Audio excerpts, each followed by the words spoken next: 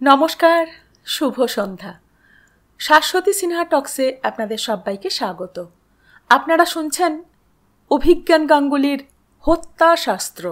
হত্যাশাস্ত্রের অন্তর্গত কনক শাস্ত্র শেষ শাস্ত্র। কনক শাস্ত্রের 1 থেকে 10 পড়া হয়ে গেছে। আজ 11তম অধ্যায় শুরু করি। পরের কয়েকটা দিন উল্লেখযোগ্য কোনো ঘটনা ঘটল না।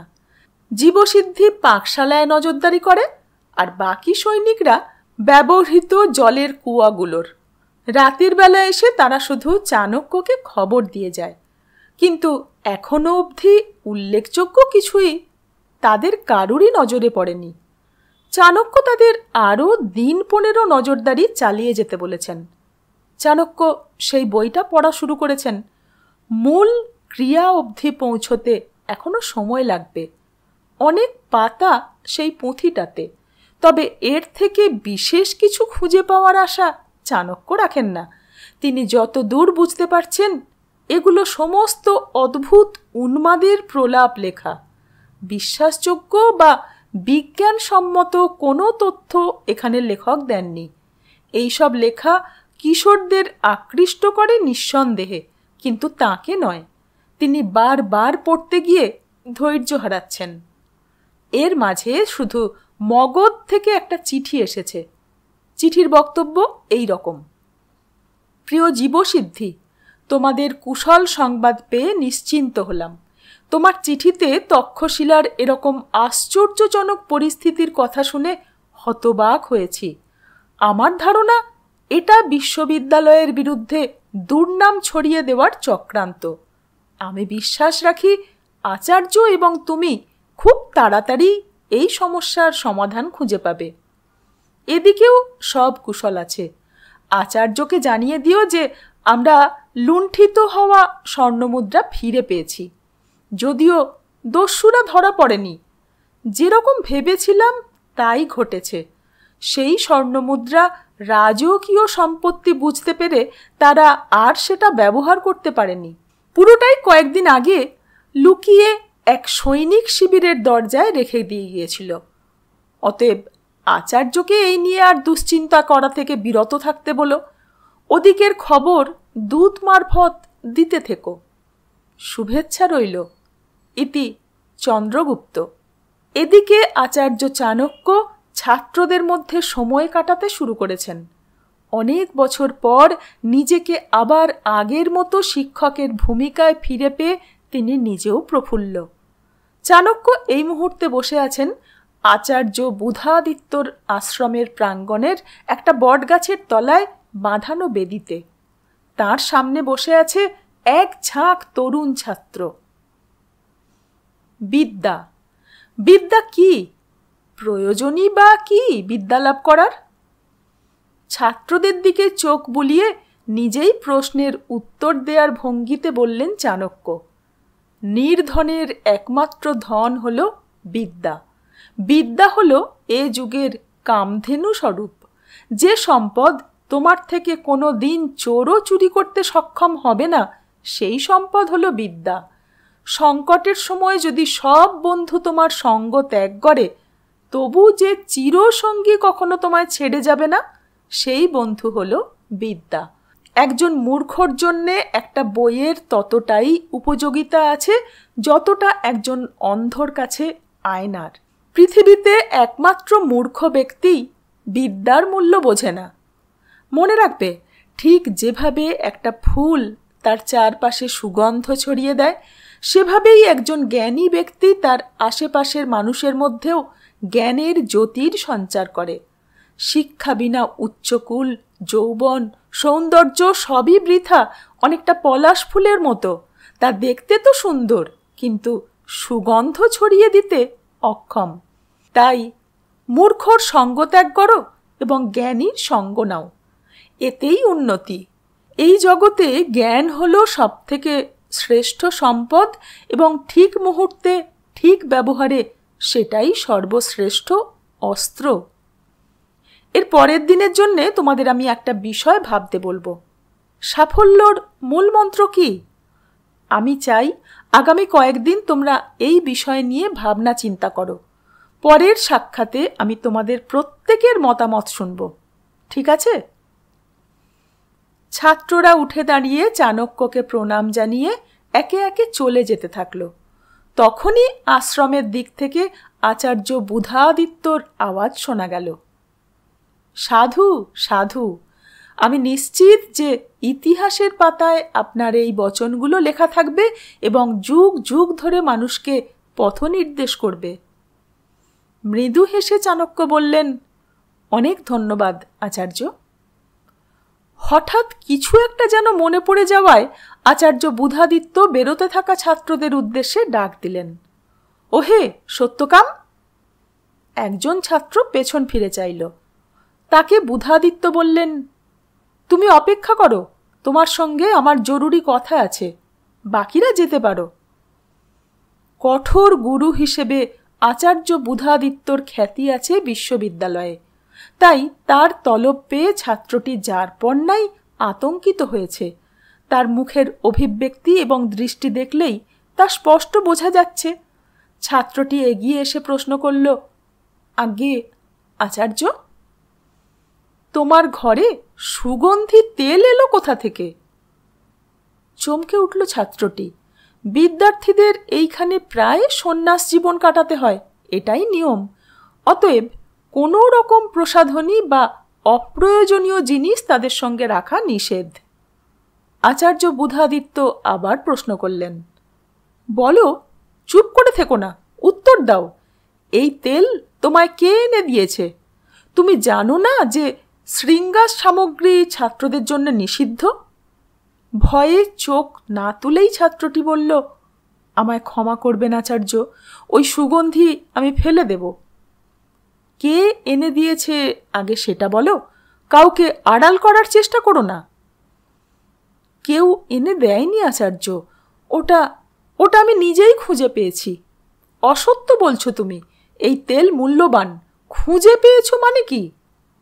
আমি সত্যি বলছি আচার্য, আমি ওটা বাইরে থেকে আনাইনি। কোথা থেকে পেয়েছো তবে? তবে কি তুমি চুরি করেছো? কোনো আচার্য বা কর্মীর জিনিস চুরি করেছো? শেষে চৌর্যবৃত্তি? ছাত্রটি এইবার কেঁদে ফেলল। না আচার্য, আপনি বিশ্বাস করুন, আমি দোষ করিনি। ওটা আমি উত্তরের জঙ্গলে একটা খাদের থেকে পেয়েছি। কোথা থেকে? আমরা কয়েক সপ্তাহ আগে ওদিকে খেলছিলাম, তখনই সুশীল খাদের ভেতর জঙ্গলে একটা পেটি পড়ে থাকতে দেখে। আমরা কৌতূহলী হয়ে দড়ি দিয়ে বেঁধে সেটা তুলে আনি, তাতেই এই সুগন্ধি তেলটা পাই। সে কি, এ কথা আগে তো বলনি? আমায় বলা উচিত ছিল। তার থেকে আর কি কি নিয়েছিলে তোমরা? আচার্য, আমি শুধু ওটাই নিয়েছিলাম। ওতে কিছু ভালো পোশাকও ছিল, কিন্তু সেগুলো সবই কোনো বড় মানুষের, তাই সেগুলো আমরা নিইনি। কয়েকটা বই, আতর, আরও কিছু সামান্য জিনিস ছিল, সেগুলো আমরা নিজেরা রেখে দিই। খুব অন্যায় করেছ। চুরি করনি বলে এবারের মতো ছেড়ে দিলাম, কিন্তু সেই পেটি থেকে নেয়া প্রতিটা জিনিস আমায় দিয়ে যাবে। তোমার বন্ধুদেরও তাই করতে বলবে, বুঝেছ? তাই হবে আচার্য, আমি ক্ষমা প্রার্থী। বেশ, এবার তুমি আসতে পারো।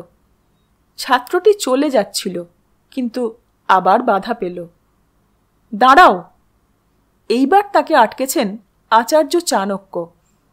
চাণক্যর কপালে ভ্রুকুটি। বললেন, ওই পেটি কি তোমার কাছে আছে? না আচার্য, আমরা তো ওটা ওখানেই ফেলে এসেছি। আমায় সেই জায়গাটা দেখাতে পারো? কিশোরটি বেশ অবাক হয়েছে। আচার্য বুধাদিত্য অবাক হয়েছেন বটে, হঠাৎ একটা পরিত্যক্ত পেটি নিয়ে চাণক্যর এরকম কৌতূহলের ব্যাখ্যা তিনি পাচ্ছেন না। চাণক্য আবার প্রশ্ন করলেন, বলো, আমায় নিয়ে যেতে পারবে সেখানে? হ্যাঁ, অবশ্যই আচার্য। তবে এখনই নিয়ে চলো দেখি। ছেলেটা আরও হতভম্ব হল। আচার্য বুধাদিত্য কিছু একটা বলতে গিয়েও বললেন না, কারণ চাণক্যর মুখের ভাব গম্ভীর। ছাত্রটি বলল, বেশ, আসুন আমার সঙ্গে আচার্য। বেশ কিছুটা পথ হাঁটার পর চাণক্য এবং বুধাদিত্য ছাত্রটির সঙ্গে নির্দিষ্ট জায়গায় এসে পৌঁছলেন। খাদের একটু নিচে একটা কাঠের পেটি দেখা যাচ্ছে। সঙ্গে আনা দড়ির মাথায় পাথর বেঁধে দ্বিতীয়বারের চেষ্টায় নিচের ওই পেটির হাতলে ফাঁস লাগল। সেটা টেনে তুলতে তিনজনের খুব বেশি অসুবিধে হলো না। ছাত্রটির কথা মতোই সেটা খুলে বিশেষ কিছু পাওয়া গেল না। পোশাক, একজোড়া পুরনো জুতো, কয়েকটা নথি ইত্যাদি। পোশাকগুলো আর পেটির অবস্থা দেখে অনুমান করা যায় যে বেশ অনেক মাস ধরে এগুলো এখানে পড়ে, যদিও কাপড়ের ভাঁজ এখনও স্পষ্ট। অর্থাৎ এগুলো মোটেই পুরনো বা ফেলে দেওয়া জিনিসপত্র নয়। কিছু ভূর্জপত্র তাতে আছে, যদিও লেখা অস্পষ্ট, কিন্তু এইটুকু বোঝা যায় এগুলো জীববিদ্যা ও রসায়নের ওপর লেখা কোনো নথিপত্র। পেটির ঢাকনা বন্ধ করে চাণক্য উঠে দাঁড়ালেন। 2 হাত থেকে ধুলো ঝাড়লেন। ওর কপালে গভীর ভ্রুকুটি, মুখে চিন্তিত ভাব স্পষ্ট। বুধাদিত্য প্রশ্ন করলেন, কি হয়েছে আচার্য চাণক্য? এই ফেলে দেওয়া পেটিটাকে নিয়ে আপনি এত চিন্তিত কেন? চাণক্য প্রশ্নটা শুনতে পেয়েছেন বলে মনে হলো না, শুধু নিজের মনেই বললেন, আচার্য বিন্ধ্যাচল মনে হয় তক্ষশিলা ছেড়ে যাননি। 12। সেই দিন রাতের দিকে চাণক্যর ঘরে চাণক্য জীবসিদ্ধির সঙ্গে আলোচনারত। এই জিনিসপত্র যে আচার্য বিন্ধ্যাচলেরই, সেই বিষয়ে আপনি নিশ্চিত হচ্ছেন কিভাবে আচার্য? ইঙ্গিত তাই পাওয়া যাচ্ছে নাকি? কিন্তু তার পেটি হঠাৎ তিনি ফেলে দিয়ে উধাও হবেন কেন? সেগুলো নিজের বাড়িতে রেখে না গিয়ে সঙ্গে নিলেন, তারপর আবার ফেলে দিলেন। সম্ভবত এই কাজটা করা হয়েছে সবাইকে এই ধারণা দিতে যে তিনি এখানকার অধ্যাপনা ছেড়ে জিনিসপত্র নিয়ে চলে গেছেন। সব ছেড়ে তিনি উধাও হলে লোকের সন্দেহ হতো। কিন্তু তারপর সেগুলো ফেলে দেবেন কেন? আপনি কি সন্দেহ করছেন তিনি এখানকার এইসব ঘটনার সঙ্গে যুক্ত? সবই সম্ভাবনা। হয়তো তিনি আচার্যর বেশ ছেড়ে অন্য কোনো ছদ্মনাম ও ছদ্ম পরিচয়ে গত 1 বছর ধরে লুকিয়ে আছেন। আবার অন্য একটা সম্ভাবনাও আছে। কি সম্ভাবনা? নিজেই ভেবে দেখো, আমি বলবো না। জীবসিদ্ধিকে কিছুটা বিমর্ষ দেখালো। চাণক্য তাকে প্রশ্ন করলেন, ওহে জীবসিদ্ধি, তোমার শরীর সুস্থ আছে তো? পাকশালায় গুপ্তচরের কাজে কি খুব বেশি পরিশ্রম হচ্ছে নাকি? না আচার্য, তা নয়, তবে সামান্য মাথা ব্যথা আছে, সম্ভবত কাল বৃষ্টিতে ভেজার ফল। তুমি এইবার ওই পাকশালার কাজটা বন্ধ করতে পারো। খাবারে যে কিছু সমস্যা নেই তা তো প্রায় নিশ্চিত, আর লাভ নেই নজরদারি চালিয়ে। বেশ, তাই হোক। তাহলে আমাদের পরবর্তী পদক্ষেপ কি? একবার আচার্য বিন্ধ্যাচলের বাড়ি আর গবেষণাগারটা পরীক্ষা করে দেখতে চাই। ওটার তত্ত্বাবধান তো এখন জীববিদ্যার নতুন আচার্য এবং বাসব করছে, তাই না? বাসব তো তাই বলল। তবে তো সহজেই একবার পরীক্ষা করা যায়। বাসবকে কালকেই সেখানে একবার নিয়ে যেতে বলবো। তখনই বাইরে থেকে কেউ দরজায় করাঘাত করল। চাণক্য দরজার দিকে চেয়ে বললেন, এত রাত্রে আবার কে এলো? জীবসিদ্ধি গিয়ে দরজা খুলে দিতে একজন অপরিচিত ব্যক্তিকে দেখা গেল। হাতে মশাল, দৌড়ে আসার কারণে হাঁপাচ্ছে। লোকটা বলল, আচার্য চাণক্য? ভেতর থেকে চাণক্য উঁকি দিলেন। বলুন। আচার্য, আমি আয়ুরালয় থেকে আসছি। প্রধান আচার্য আপনাকে খবর দিতে বললেন, এক ছাত্রকে হত্যা করা হয়েছে। সে কি? কাকে? কখন ঘটল? কিছুক্ষণ আগেই। ছাত্রর নাম সুনাভ। আপনারা কি অনুগ্রহ করে আসবেন একটিবার? হ্যাঁ, অবশ্যই। ভৃত্যর সঙ্গে দুজনে এসে পৌঁছেছে আয়ুরালয়ে। সর্বক্ষণ শান্ত থাকা আয়ুরালয়তে এই মুহূর্তে কোলাহল চলছে। ভেতরে ঢুকে সোনাভর ঘরে পৌঁছে চাণক্য দেখলেন স্বয়ং প্রধানাচার্য ভদ্রভট্ট দাঁড়িয়ে আছেন। তাদের দিকে করুণ দৃষ্টিতে চাইলেন। ভেঙে পড়েছেন বৃদ্ধ। সামনে পড়ে আছে সোনাভর দেহ, চোখ খোলা, হাত পা বাঁধা, মুখে আতঙ্কিত দৃষ্টি। প্রথম দৃষ্টিতে শরীরে আঘাতের চিহ্ন দেখা যায় না, তবে চাণক্য সামনে গিয়ে দেখলেন তার শ্বাসনালীর জায়গায় নীলচে আঘাতের চিহ্ন। কেউ প্রচণ্ড আঘাত করেছে তার গলায়, আর তাতেই গলার তরুণ অস্থি ভেঙে কিশোরটির মৃত্যু হয়েছে। আচমকা চাণক্য ঘর থেকে বেরিয়ে দ্রুত সামনের দিকে এগিয়ে গেলেন। 4টে ঘর পরেই পুষ্পলের ঘরে ঢুকলেন। তারও হাত পা বাঁধা, চোখ বন্ধ করে শুয়ে আছে। মুহূর্তের আশঙ্কায় চাণক্যর হৃদয়ের গতি বেড়ে গেছিল, কিন্তু পরক্ষণেই পুষ্পলের বুক ওঠানামা করতে দেখে ওর বুক থেকে একটা পাথর নেমে গেল। বেরিয়ে এসে ডাক দিলেন আয়ুরালয়ের কর্মীদের। 3 জন এগিয়ে এলো। তাদের উদ্দেশ্যে বললেন, এই ঘরে সর্বক্ষণ অন্তত 2 জন পাহারায় থাকবে। এই মুহূর্ত থেকে কোনো অজানা মানুষের প্রবেশ নিষিদ্ধ করা হলো। মনে রেখো, এই ছাত্রর প্রাণ বিপন্ন। তাদের পাহারায় রেখে তিনি ফিরে এলেন সোনাভর ঘরে। চাণক্য মৃতদেহর দিকে এগিয়ে গিয়ে তার খোলা চোখ বন্ধ করে দিলেন। সেখানে উপস্থিত আয়ুরালয়ের 2 কর্মীর উদ্দেশ্যে বললেন, অনুমান করতে পারি রাতে এই ছাত্রদের মধ্যে চাঞ্চল্য বাড়ে বলে প্রতি রাতে আপনারাই তাদের হাত পা বেঁধে রাখেন।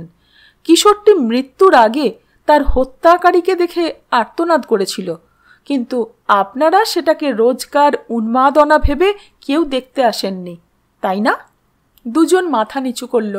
চাণক্য আবার তাদের উদ্দেশ্যে বললেন, ওপরের তলায় কয়েকদিন আগে পর্যন্ত পুষ্পল ছিল।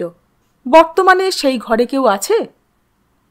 একজন না জানলেও অন্যজন বলল, না আচার্য, বর্তমানে সেই ঘরে কেউ নেই। যাক। চাণক্য আরও একবার ঝুঁকে পড়লেন মৃতদেহর ওপর। গলার আঘাতটা ভালোভাবে পরীক্ষা করলেন। একটা দীর্ঘশ্বাস ফেলে সোজা হয়ে দাঁড়ালেন। এগিয়ে গিয়ে প্রধান আচার্যকে বললেন, চলুন আচার্য প্রমুখ, এখানে দাঁড়িয়ে থেকে লাভ নেই। এ কোন অভিশাপ লাগলো এই বিদ্যামন্দিরে? কোন অপদেবতার অশুভ দৃষ্টি পড়ল আমাদের ওপর? অভিশাপের বিষয়ে আমি বলতে পারবো না, তবে এই কাণ্ডটা কোনো অপদেবতার কাণ্ড নয় এ ব্যাপারে নিশ্চিত। আমি আপনার কাছে ক্ষমা প্রার্থী আচার্য জ্যেষ্ঠ। আমি সত্যি এই হত্যাকাণ্ডর কোনো পূর্ব আশঙ্কা করিনি। এটা আমার দোষ। বেরিয়ে এসে জীবসিদ্ধি প্রত্যেককে করণীয় কি তা বুঝিয়ে দিল। কাল সকালে এখানকার ন্যায়রক্ষী শিবিরে খবর দিতে হবে। এটা হত্যা, সরকারি পক্ষ থেকে তদন্ত হবে। সেই রাতের মতো কর্তব্য মিটিয়ে বৃদ্ধ প্রধান আচার্যকে বুঝিয়ে সুঝিয়ে ফেরত পাঠিয়ে নিজেদের পথ ধরলেন চাণক্য এবং জীবসিদ্ধি। কিছুক্ষণ দুজনেই কিছু বললেন না, চুপচাপ পথ চললেন। অন্ধকার পথ, দূরে মাথা উঁচু করে দাঁড়িয়ে স্থাপত্য এবং স্তূপ। আজকে আকাশে মেঘ, তাই অন্ধকার চারিদিক। একটা মশাল হাতে জীবসিদ্ধি সামনের পথ কিছুটা আলোকিত করে চলছে চাণক্যর পাশাপাশি। একটা গাছে কোনো এক রাত পাখি করুণ স্বরে ডেকে উঠল। অকারণে যেন সেই শব্দে চমকে উঠল জীবসিদ্ধি। বহু বছরের চেনা এই পথ, এই গাছ, এই পরিবেশ, তবু এই পরিস্থিতিতে সব কেমন যেন অচেনা লাগছে তার। এই নিস্তব্ধতা অসহ্য লাগছে জীবসিদ্ধির। নিস্তব্ধতা ভঙ্গ করতেই প্রশ্ন করল জীবসিদ্ধি, আচার্য কি ভাবছেন? সঙ্গে সঙ্গে উত্তর দিলেন না চাণক্য, একটু দেরি করে উত্তর দিলেন। একটা রহস্যর রেশ কাটতে না কাটতেই আরও একটা রহস্য এসে হাজির হচ্ছে। এই ছাত্রদের ওপর কে হামলা করতে পারে এই মুহূর্তে আমি ভেবে পাচ্ছি না। ছাত্রদের? পুষ্পলকেও আজ হত্যা করা হতো আমি নিশ্চিত। তার ঘর পরিবর্তন হওয়াতে সে বেঁচে গেল। তার মানে তৃতীয় ছাত্র অর্থাৎ কুমারেরও প্রাণহানির আশঙ্কা আছে? অবশ্যই। আগামীকাল সর্বপ্রথম তাকে জানিয়ে সতর্ক করতে হবে। অতিথি নিবাস এসে গেছে। চাণক্য জীবসিদ্ধিকে বললেন, ঘুমিয়ে পড়ো হে জীবসিদ্ধি, তোমার চোখে অনিদ্রার চিহ্ন দেখছি। কাল থেকে আর পাকশালায় যেতে হবে না। তুমি বোধহয় একটু বেশিই দুশ্চিন্তা করছো। জীবসিদ্ধি একটু ইতস্তত করে বলল, রাতে ঘুম আসতে সামান্য অসুবিধা হচ্ছে বটে। বেশ, দুশ্চিন্তা বাদ দাও, ওটা গুরুর ওপর ছাড়ো হে। শুভরাত্রি। শুভরাত্রি আচার্য। দুজন নিজের নিজের দরজার তালা খুলে ভেতরে ঢুকলেন। ঢুকেই চাণক্য ডাক দিলেন, জীবসিদ্ধি।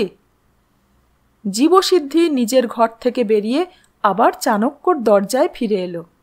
বলুন আচার্য। চাণক্য দরজার চৌকাঠে দাঁড়িয়ে আছেন।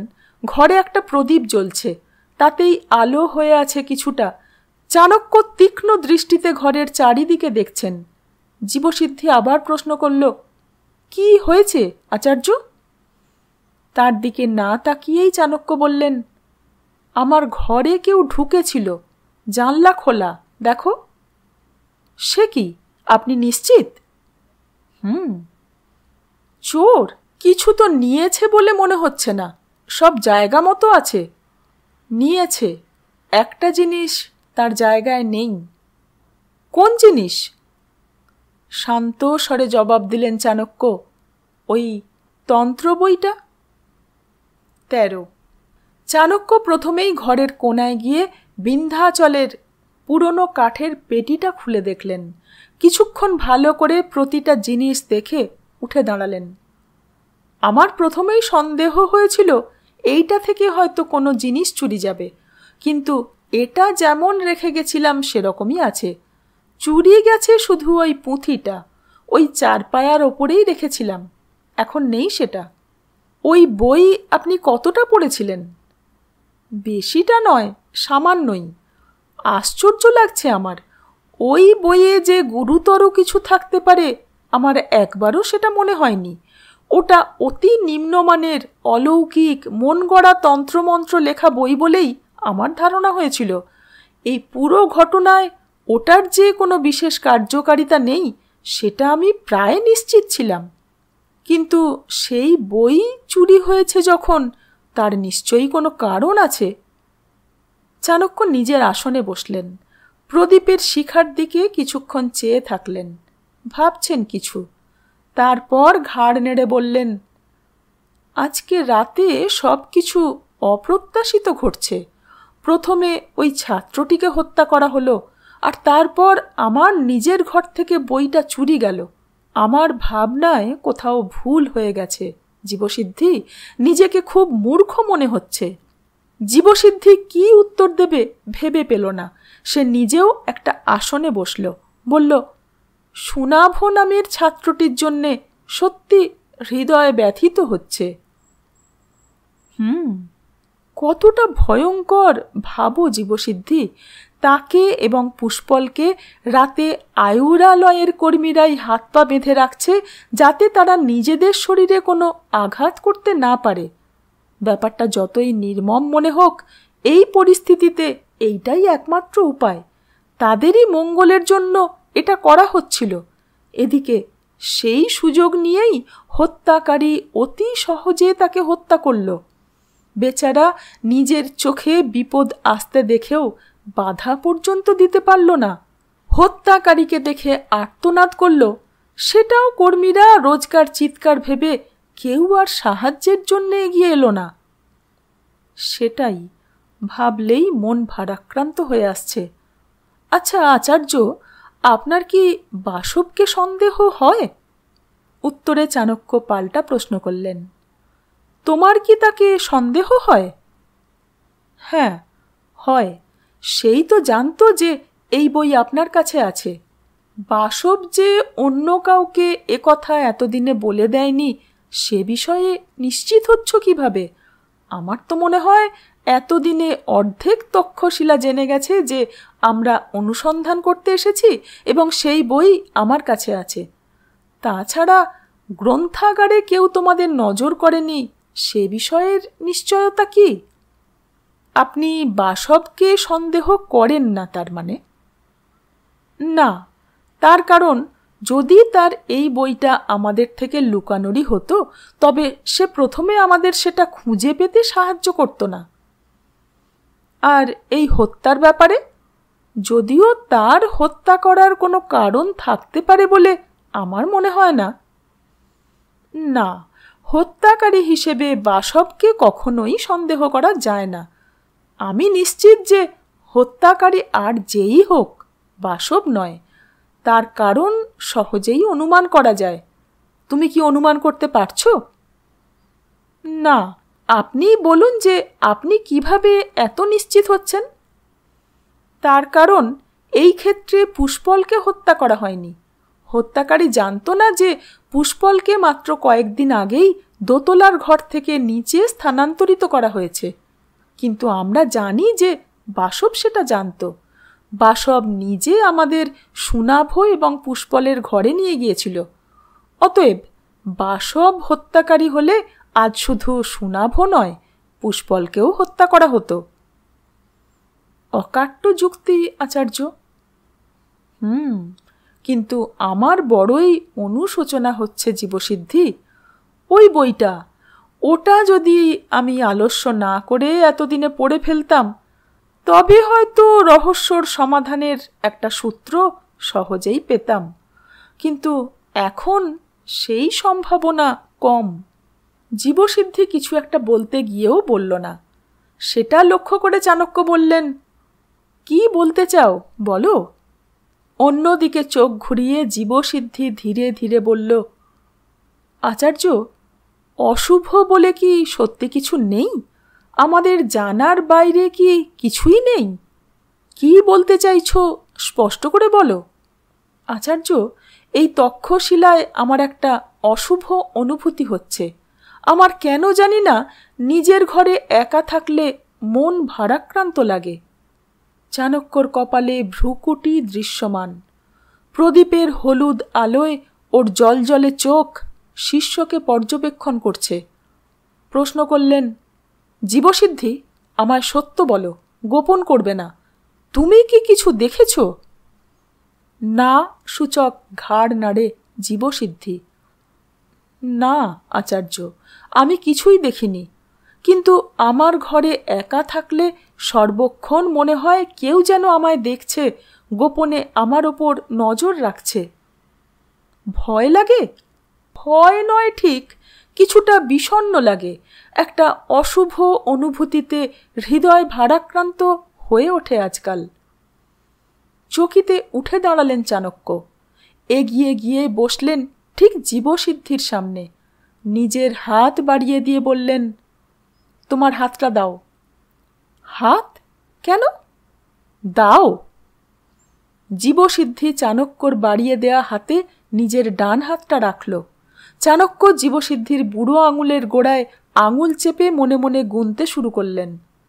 কিছুক্ষণ পর হাত ছেড়ে বললেন, নাড়ির গতি ও রক্তচাপ সামান্য বেশি। কাল সকালে আরও একবার দেখব, তবেই নিশ্চিতভাবে বোঝা যাবে। আচার্য, আপনি কি সন্দেহ করছেন আমার শরীরেও মাদক জাতীয় কিছু প্রবেশ করানো হয়েছে? কিন্তু এ যে অসম্ভব। তুমি নিশ্চিত যে তুমি স্বপাক ছাড়া অন্য কোনো খাবার খাওনি? আমি নিশ্চিত। এই বিষয়ে আপনি আশঙ্কা প্রকাশ করার পর থেকেই আমি খুব সাবধান থেকেছি। খাবারের মাধ্যমে আমার শরীরে কিছুই ঢুকতে পারবে না। তবে হ্যাঁ, জল পান করেছি। না, জলে কিছু থাকলে আমার শরীরেও তার লক্ষণ দেখা যেত। একই জল আমিও পান করছি। সৈনিকরাও সন্দেহজনক কিছুই দেখেনি এতদিনে। আচার্য, আপনার কোনো রকম অনুভূতি হচ্ছে না? না। তার মানে আপনি অভিশাপ, অপদেবতার বিষয়টা বিশ্বাস করছেন না? না, তার কারণ আছে জীবসিদ্ধি। কি কারণ? এই কয়েকদিন আমি যে ছাত্রদের মাঝে সময় কাটিয়েছি সেটা শুধুই তাদের নীতি কথা আর বাণী শোনাতে নয়, সময় সুযোগ মতো আমি তাদের থেকে এই ভয় পাওয়ার বিষয়টা জেনেছি, আর তার থেকেই একটা চমৎকৃত তথ্য উঠে এসেছে। কি তথ্য আচার্য? এই ভয় আর বিষণ্ণতার অনুভূতি অনেকের মধ্যেই অনেক আগে থেকেই দেখা দিয়েছে। অর্থাৎ কয়েক মাস আগে সেই রাতে ওই 4 জনের তন্ত্রক্রিয়া করার আগে থেকেই বেশ কয়েকজনের মধ্যে এই লক্ষণগুলো দেখা দিয়েছিল, কিন্তু বিষয়টা তারা নেহাতি মনের ভুল মনে করে চিন্তিত হয়নি। ওই রাতের ঘটনার পর ব্যাপারটা লোকমুখে বেশি ছড়িয়ে গেছে। মানব মন তাদের মনের সুপ্ত ভয়কে সেই কাণ্ডর সঙ্গে জুড়েছে মাত্র, নিজেদের মনে বাসা বেঁধে থাকা সুপ্ত ভয়কে অবলম্বন দিয়েছে মাত্র 4 ছাত্রর সেই তন্ত্রক্রিয়া। আপনি বলতে চাইছেন যে সেই দিন রাতের ঘটনার সঙ্গে রোজকার এই ঘটনাগুলোর সম্পর্ক নেই? সেরকমই মনে হয়েছিল আমার। অন্তত সেই রাতের তন্ত্রক্রিয়াকে কখনোই এখানকার বাসিন্দাদের মনের ভয়ের বা ভয়ানক দৃশ্য দেখার কারণ হিসেবে চিহ্নিত করা যায় না। কিছু কিছু বাসিন্দা অনেক আগে থেকেই এই অনুভূতির শিকার হয়েছে। কিন্তু তাই যদি হবে আচার্য, তাহলে সুনাভকে কেন হত্যা করা হলো? আর এই বইটাই বা কী কারণে চুরি হলো? ঠিক এই বিষয়টাই আমায় সব থেকে বেশি ভাবিত করছে। আমিও প্রায় নিশ্চিত ছিলাম যে ওই রাতের ঘটনাটা তেমন গুরুত্বপূর্ণ নয়। সেই কারণেই আমার কাছে ছাত্রদের হত্যার চেষ্টা এবং এই বই চুরি যাওয়াটা সম্পূর্ণ অপ্রত্যাশিত। এখন আমারও মনে হচ্ছে যে ওই তন্ত্রক্রিয়ায় কিছু একটা রহস্য আছে এবং সেটাই ভেবে বের করতে হবে। জটিল। অত্যন্ত জটিল। তবে আমি তোমায় নিশ্চিত করে বলতে পারি জীবসিদ্ধি যে এটা কোনো অশুভ অপশক্তির কাজ নয়। এখানে যা ঘটেছে এবং যা ঘটছে তা অত্যন্ত সুকুশল কোনো মানব মস্তিষ্কের ষড়যন্ত্র। তাই মনে জোর রাখো জীবসিদ্ধি। কিন্তু আমার শরীরে মাদক কিভাবে প্রবেশ করলো? আমি তো কিছুতেই সেটা অনুমান করতে পারছি না। আমিও পারছি না। আর আমার দৃঢ় বিশ্বাস যে যে মুহূর্তে এই প্রশ্নর উত্তরটা আন্দাজ করতে পারবো, সেই মুহূর্তে সব রহস্যজাল থেকে পর্দা উঠে যাবে। জীবসিদ্ধি উঠে দাঁড়ালো, বলল, অনেক রাত হয়েছে আচার্য, এবার আপনি বিশ্রাম নিন, আমি আসি। শোনো, তুমি আমার ঘরে এসে ঘুমোও। এই কথায় জীবসিদ্ধি লজ্জিত হলো। মৃদু হেসে জীবসিদ্ধি বলল, না না, তার প্রয়োজন নেই, আমি অতটাও দুর্বল নই। না, এটা আমার আদেশ।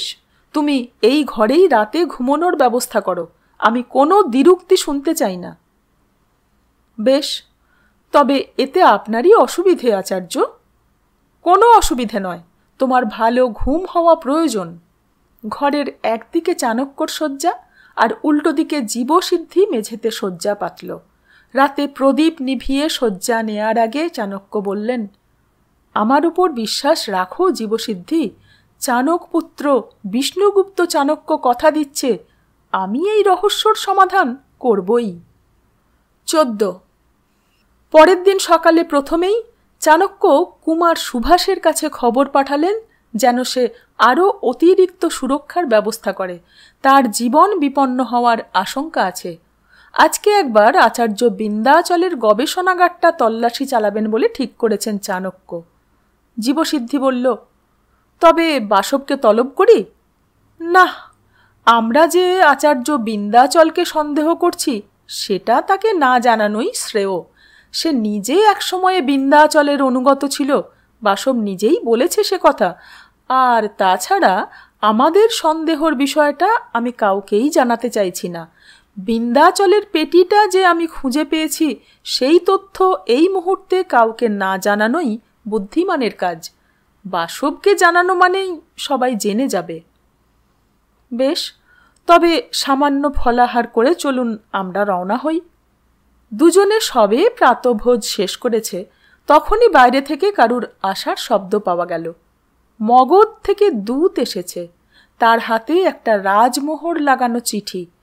চাণক্যর ইশারায় জীবসিদ্ধি সেটা নিয়ে খুলে পড়তে শুরু করল। এইবারের চিঠি চাণক্যকেই লেখা। প্রিয় আচার্য, প্রণাম নেবেন। আশা করছি আপনারা কুশল আছেন। তক্ষশিলার এখন অবস্থা কি তা চিঠি দিয়ে জানাবেন। জীবসিদ্ধির চিঠি থেকে আপনার সন্দেহর কথা জেনেছি। আশা করি সমস্যার সমাধান খুব তাড়াতাড়িই হবে। এইদিকে সব ঠিক চলেছে, তবে আপনার অবর্তমানে রাজ্যে কর ও অর্থনৈতিক হিসেব নিকেশে আমাদের রাজকোষের হিসেবরক্ষকরা কিছু সমস্যার সম্মুখীন হয়েছেন। কয়েকটা হিসেবে গড়মিল দেখা দিচ্ছে। তারা আপনার সঙ্গে যোগাযোগ করতে চাইছিল, আমি তাদের বিরত রেখেছি, কারণ এই মুহূর্তে তক্ষশিলার রহস্যর সমাধান হওয়াটাকে অগ্রাধিকার দেওয়া প্রয়োজন। আশা করছি আপনি ফিরে এলে তাদের এই সব সামান্য সমস্যার সমাধান হবে। শুভেচ্ছা রইল। ইতি আপনার শিষ্য চন্দ্রগুপ্ত। চিঠি পড়া শেষ করে জীবসিদ্ধি বলল, এরা আবার কি সমস্যা বাঁধালো? কিসের হিসেবে সমস্যা তাদের? অনুমান করতে পারছি না, তবে আশা করি সমস্যা গম্ভীর কিছু নয়। তাহলে সম্রাট অবশ্যই জানাতেন। আসলে প্রথম থেকেই অর্থনীতির দিকটা তো আমারই তত্ত্বাবধানে থেকে এসেছে, তাই এই বিষয়ে সম্রাট নিজে বা প্রধান অমাত্য কৃষ্ণনাথ কেউই বিশেষ অবগত নন। আর এই প্রথম আমি দীর্ঘদিনের জন্যে মগধের বাইরে, তাই তাদের সমস্যার সম্মুখীন হওয়াই স্বাভাবিক। তা তো নিঃসন্দেহে। আচার্য, ওই যে দেখুন, বাসব আসছে। বাসব হন্তদন্ত হয়ে অতিথি নিবাসে ঢুকল। তাদের কাছে এসে বলল, আচার্য, আপনারা সংবাদ পেয়েছেন? কাল রাতে সুনাভকে কেউ হত্যা করেছে। আমি তো ভাবতেই পারছি না। শুনেছি বাসব। আমরা কাল আয়ুরালয়তে গিয়েছিলাম। তদন্ত দল এসেছে? শুনলাম তারা এসেছে। আপনি কি সেখানেই যাবেন? না বাসব, আজ কোথাও যাব না।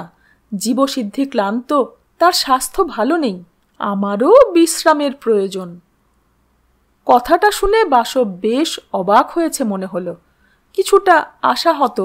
সে বোধহয় ভেবেছিল যে চাণক্য নিশ্চয়ই আয়ুরালয়তে যেতে চাইবেন। বাসব খানিকটা থতমত খেয়ে বলল, আচ্ছা বেশ। আচার্য, এ কি ঘটছে? একের পর এক মৃত্যু। কিছুক্ষণ রাতের ঘটনা নিয়েই কথাবার্তা হলো। জীবসিদ্ধি ও চাণক্য গতকাল কি কি ঘটেছে তা বলল, তবে বই চুরি যাওয়ার ঘটনাটা চাণক্য বললেন না। অকারণে অন্যকে কোনো তথ্যই দেওয়া উচিত নয় বলে তিনি বিশ্বাস করেন।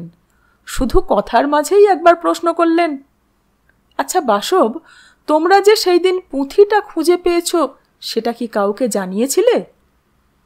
হ্যাঁ আচার্য, সে তো অনেককেই জানিয়েছি।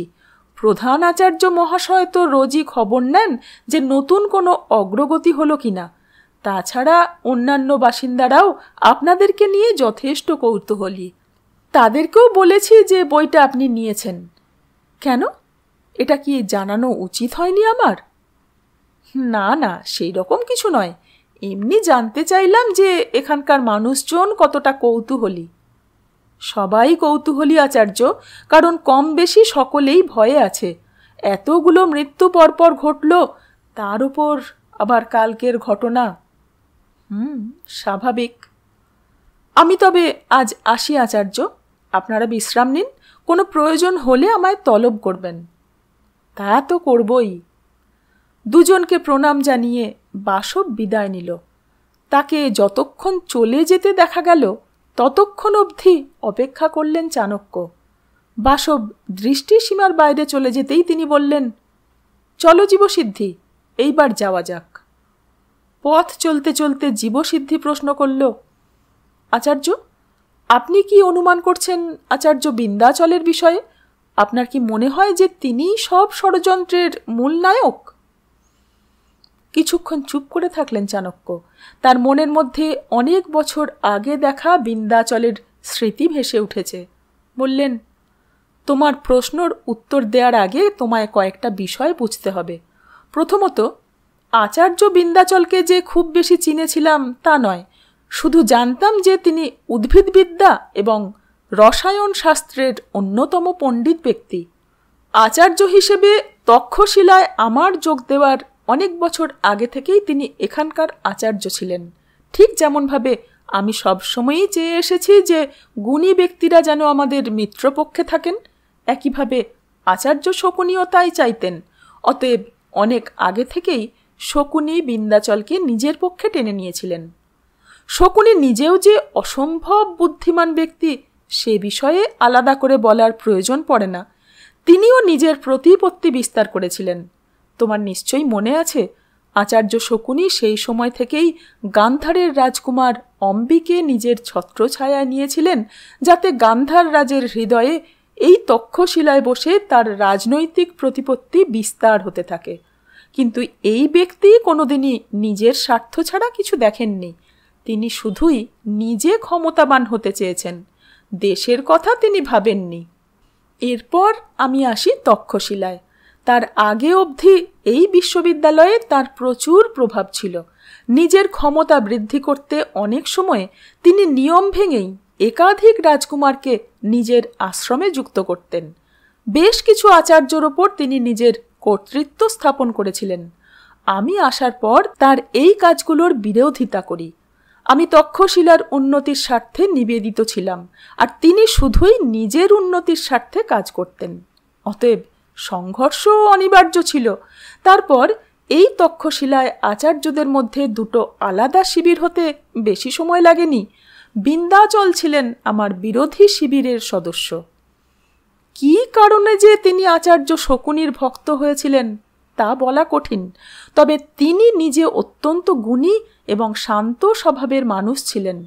আমি ওর প্রিয় পাত্র আচার্য শকুনির বিরোধিতা করতাম বলে আমায় তিনি সুনজরে দেখতেন না বটে, তবে তিনি যে আমায় কখনো অসম্মান করেছেন তা বলতে পারি না। বরং তিনি আমার জ্ঞান এবং আদর্শর সম্মান করতেন। আমিও তাকে একজন অগ্রজ আচার্য হিসেবে সম্মান দিতাম। ব্যাস, এই অবধিই আমাদের সম্পর্ক সীমাবদ্ধ ছিল। হ্যাঁ, আমার মনে আছে। চাণক্য আবার বললেন, আচার্য বিন্ধ্যাচলের সঙ্গে আচার্য শকুনির একটা বিরাট পার্থক্য ছিল। শকুনি ছিলেন একজন সৎ, স্বার্থপর এবং ক্ষমতালোভী মানুষ, কিন্তু বিন্ধ্যাচল একজন সৎ এবং আদর্শবাদী শিক্ষক। অতএব তোমার প্রশ্নের উত্তরে আমি বলবো, না, আমার মনে হয় না যে আচার্য বিন্ধ্যাচল এই ষড়যন্ত্রে কাণ্ডারি, কারণ তিনি একজন আদর্শবাদী শিক্ষক। আমি তাকে যতদূর চিনেছি তার ওপর ভিত্তি করে বলতে পারি যে তিনি আর যাই করুন, কখনোই এই মহাবিদ্যালয়ের নাম কলুষিত হয় এমন কোনো কাজ করতে পারেন না। আজ এই পর্যন্ত। ফিরে আসছি পরবর্তী অংশ নিয়ে। সঙ্গে থাকবেন। ধন্যবাদ।